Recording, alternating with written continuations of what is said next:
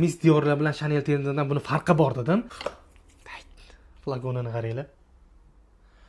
Aytganimdek, hamma kolleksiyasi почти bir xil, shu ranglarida, mayda detallarda farq bor, lekin flakon shu ko'rinishda bo'ladi. Brend egasi bu parfyumni chiqarishimga eng katta sabab yoshligimdagi erta bahordagi tong otgandek shudringli bo'ladi. Gullarni ustidagi shudringli hidi kelardi. O'shandan emotsiya oldim, shu yoshligimni eslashga harakat qilish uchun bu parfyumni chiqardim dedi.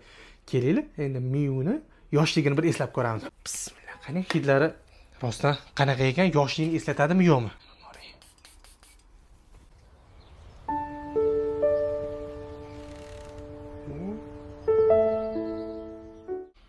Ajoyib.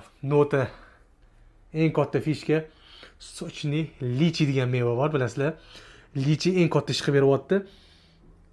Atirgul, bergamot, qora smarodina. Ikkita parfyum, даже 3 ta parfyum kuchli raqobat. Mis Dior Blooming buketda to'g'ri bahor gullari edi bunda ham. Lekin bunda tushuntirish qiyinroq. Juda qiziq narsa qo'shilgan. Chanel tenderda sirazi kattalashib ketib qolgan. Tenderda yoshlik bilinmaydi. Mis Diorda yoshlik bilinadi, lekin